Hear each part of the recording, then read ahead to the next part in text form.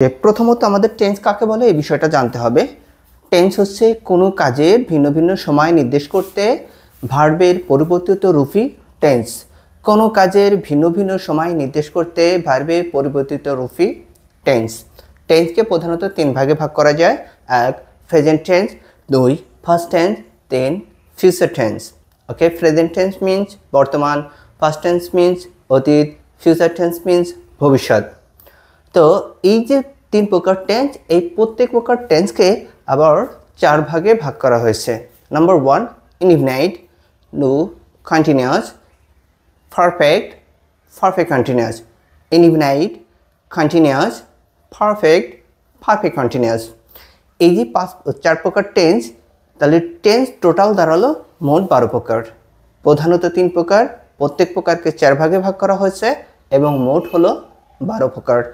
আজকে আমরা যে ইনডিফিনাইট টেন্স, এই ইনডিফিনাইট টেন্স আছে তিন প্রকার নিয়ে বিস্তারিত আলোচনা করা হবে ইনশাল্লাহ। আজকের ভিডিওটা যদি ধৈর্য ধরে দেখেন তাহলে এরপরে আর এই বিষয়টা নিয়ে আর কোনো সমস্যা থাকবে না।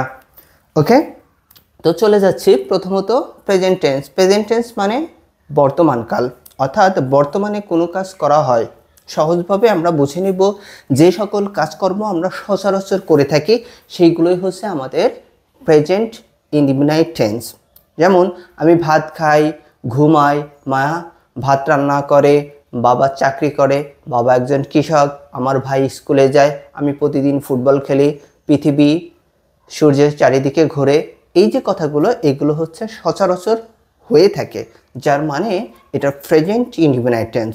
তো এই যে প্রেজেন্ট ইনডিফিনাইট টেন্সগুলো, এই প্রেজেন্ট ইনডিফিনাইট টেন্সগুলো আমরা ইংরেজিতে কীভাবে লিখব, তার জন্য আমাদের জানতে হবে শব্দের সম্পর্কে একটু ধারণা থাকতে হবে এবং ভার্ব সম্পর্কে একটু ধারণা থাকতে হবে। ভার্ব কাকে বলে এই বিষয়টা অবশ্যই বোঝা প্রয়োজন। যেমন ভার্ব কাকে বলে, আমরা সচরাচর পড়ে থাকি যে যে ওয়ার্ড দ্বারা কোনো কাজ করা বোঝায় তাকে ভার্ব বলে, কিন্তু কথাটা 100% সত্য নয়। কেমন হয় দেখুন, যেমন বললাম যে আমি একজন ছাত্র, আমি ছাত্র, হি ইজ আ স্টুডেন্ট। তো এই যে বাক্যে, এই বাক্যে কিন্তু কাজ করা বোঝাইছে এমন কোনো ওয়ার্ড নেই, কিন্তু এই বাক্যে কিন্তু ভার্ব নেই, আছে। সেটা কি?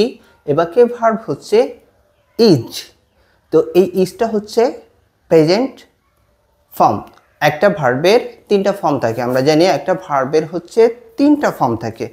Present, first, first participle. Present, first participle, যেটাকে আমরা কনজুগেশন অফ ভার্ব নামে জানি, অথবা এটাকে বলে স্ট্রং ভার্ব, উইক ভার্ব, অথবা এটাকে আর অন্য নামেও ডাকা হয় regular verb, irregular verb. Regular, irregular verb. তা আমরা এতটুকু মাথায় রাখবো যে একটা ভার্বের হচ্ছে তিনটা form, present form, past form, first participle. সেটাকে আমরা সহজভাবে আমাদের মনে রাখার ক্ষেত্রে আমরা ধরে নিতে পারি ভার্বের 1 নম্বর রূপ, 2 নম্বর রূপ, 3 নম্বর রূপ। ওকে, তো এই বিষয়গুলো সবারই জানা থাকা দরকার বা প্রয়োজন। মাথায় রাখতে হবে যখন আমরা ইংরেজিতে প্রেজেন্ট ইনডিফিনাইট টেন্স তৈরি করব, তখন আমরা যে কোনো একটা সাবজেক্টের পর তারপর আমরা ভার্বের 1 নম্বর ফর্মটা দিয়ে দিব, যেটাকে আমরা প্রেজেন্ট ফর্ম জানি।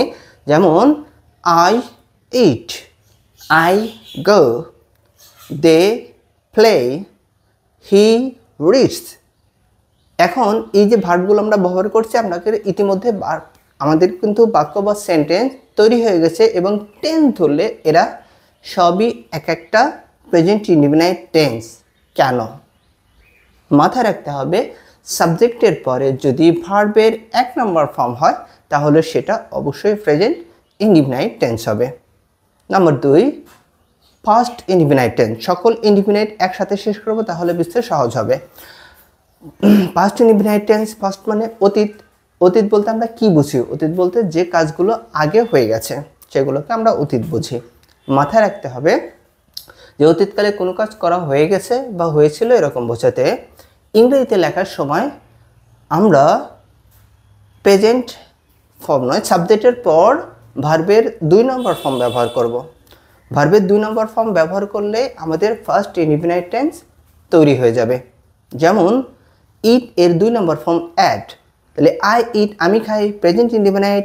আই এট, আমি খেয়েছিলাম, ফার্স্ট ইনডিফিনাইট। আমি আবার বলছি, সাবজেক্টের পর ভার্বের 2 নম্বর ফর্ম ব্যবহার করলে এটা ফার্স্ট ইনডিফিনাইট টেন্স হয়ে যাবে। দেন হচ্ছে আমাদের future indefinite. Future indefinite tense লেখার সুবিধা হচ্ছে বা লিখতে হবে যেভাবে, সাবজেক্টের পর শ্যাল অথবা উইল ব্যবহার করতে হবে, তারপর ভার্বের 1 নম্বর ফর্ম। আমি আবার বলছি, সাবজেক্টের পর ভার্বের শ্যাল বা উইল, তারপরে ভার্বের 1 নম্বর ফর্ম ব্যবহার করলে ফিউচার ইনডিফিনাইট টেন্স হয়ে যাবে। যেমন আই উইল প্লে, আমি খেলবো। দে উইল গো, তারা যাবে। My father will drive a car, আমার বাবা গাড়ি চালাবে। তাহলে এখান থেকে আমরা বিষয়টা বুঝে নিলাম যে ইনডিফিনাইট টেন্স যে সময়কে বলবে সেটা সচরাচর করা হয় বা সাধারণ কাজ। যেমন আমরা সচরাচর যা করি এখন বর্তমানে, যেমন খাই, ঘুমাই, পড়ি, এগুলো হচ্ছে সচরাচর হয়ে থাকে।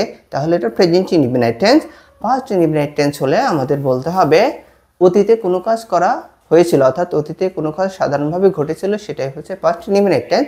ইংরেজিতে বলতে গেলে আমাদের সাবজেক্টের পর ভার্বের 2 নম্বর ফর্ম ব্যবহার করতে হবে, এবং ভার্বের ফিউচার ইনডিফিনাইট ব্যবহার করার জন্য বা লেখার জন্য সাবজেক্টের পর আমাদের শ্যাল বা উইল, তারপরে হচ্ছে ভার্বের 1 নম্বর ফর্ম ব্যবহার করব। যেমন আই উইল গো, আমি যাব। দে উইল প্লে, তারা খেলবে।